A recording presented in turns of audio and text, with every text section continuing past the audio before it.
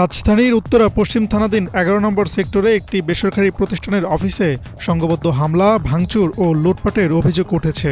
ভুক্তভোগীর দাবি, লুটপাট হয়েছে প্রতিষ্ঠানটির ব্যবস্থাপনা পরিচালক নুরুল ইসলামের এক ব্যবসায়িক পার্টনার, পতিত আওয়ামী লীগের কয়েকজন ও এনসিপির এক নেতার নেতৃত্বে। ভুক্তভোগী সূত্রে জানা যায়, গত ৮ ফেব্রুয়ারি দুপুরে উত্তরা ১১ নম্বর সেক্টরে অবস্থিত নূর বায়োসায়েন্স লিমিটেডের অফিসে ৩০ থেকে ৪০ জনের একটি সংঘবদ্ধ দল জোরপূর্বকভাবে প্রবেশ করে। তারা অফিসের গুরুত্বপূর্ণ নথিপত্র তছনছ করে, কর্মচারীদের ভয়ভীতি ও মারধর করে প্রায় ১ কোটি টাকা, ঢাকা মেট্রো ঢ ১২-০৭-৪৮ নম্বরে নিবন্ধিত কালো রঙের একটি টয়োটা স্কয়ার গাড়ি এবং মূল্যবান মালামাল লুট করে নিয়ে যায়। আমি ৩ পার্টনার মিলে এনএস কালার নামে একটা কোম্পানি করাই। কোম্পানিতে আমার প্রায় ২ কোটি টাকার মতো ইনভেস্ট ছিল। তাদের অনেক কম ছিল, কিন্তু পার্টনারশিপ ছিল সমান সমান। পরবর্তীতে তারা অফিস থেকে মালামাল নিয়ে, কম্পিউটার, ল্যাপটপ নিয়ে এবং ওই গোডাউনের মালামাল নিয়ে পালায় যা। পরে এদের নিয়ে বসার পরে আমি সব হিসেব নিকেশ করে আমার প্রায় ৭২ লাখ টাকা পাই। সেই টাকার একটা চেক স্ট্যাম্প করে দেয় তারা, ডেট দেয় যে আগামী ১ নভেম্বরের ভিতরে টাকা দিয়ে দিব। পরে ৭২ লাখ থেকে ২ লাখ টাকা বাদ দিয়ে ৭০ লাখ টাকার চেক দেয় আর কি, ৭টা। তো ১০ লাখ টাকা দিয়ে একটা চেক নিয়ে যাওয়ার ৬০ লাখ টাকা আজ পর্যন্ত আমার পাওনা। তো পরে টাকা চাই, দিচ্ছি, দিব, লাস্টে যখন না দিল পরে আমি চেক ডিজনার করে কোর্টে যাই মামলা করি।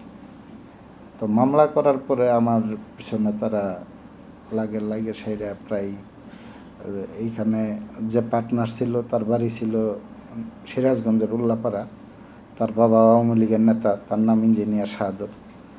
আর এনসিপির একজন সমন্বয়ক আছে রফিকুল ইসলাম আইনি।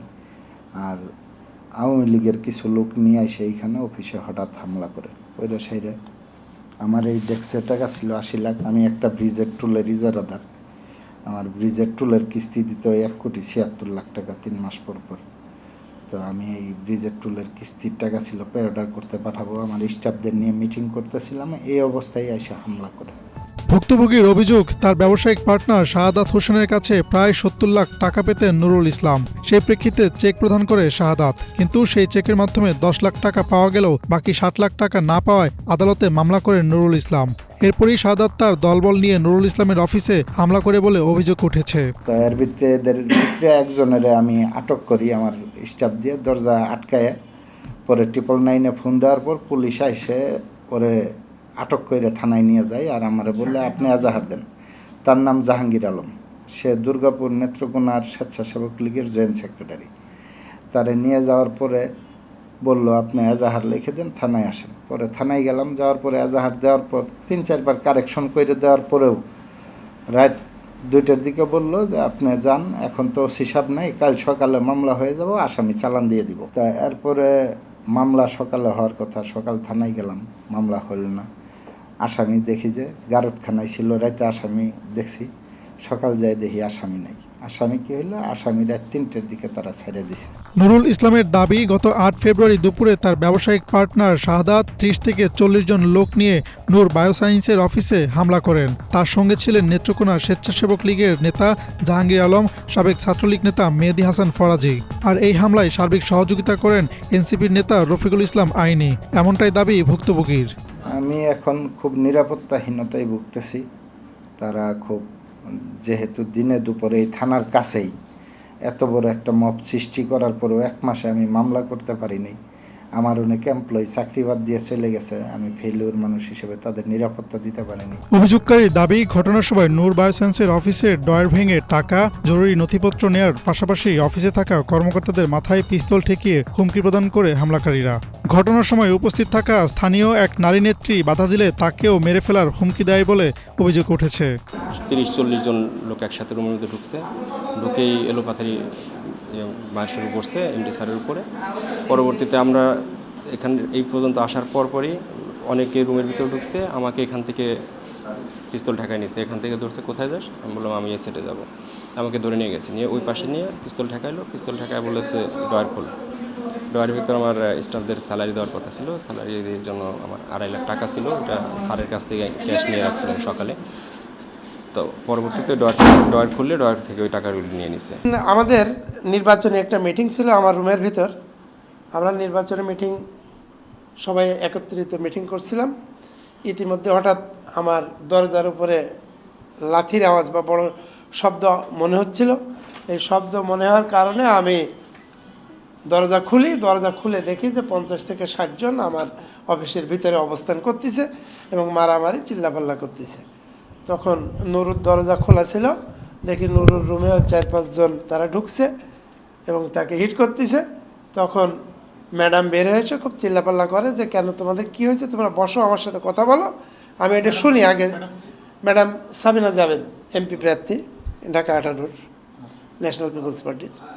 তো ম্যাডাম যখন তাদেরকে রিকোয়েস্ট করলে তারা উচ্চবাচ্য করে এবং ম্যাডামকে খুন করবে, মারে ফেলাবে এমন একটা হুমকি দেয়। এ সময় ভুক্তভোগী 999-এ কল দিলে পুলিশ এসে ঘটনাস্থল থেকে জাহাঙ্গীর আলমকে গ্রেফতার করেন। ভুক্তভোগীর অভিযোগ, তাকে গ্রেফতার করে থানায় নেওয়ার পর পুলিশ কোনো মামলা না নিয়ে উল্টো জাহাঙ্গীর আলমকে ছেড়ে দেয়।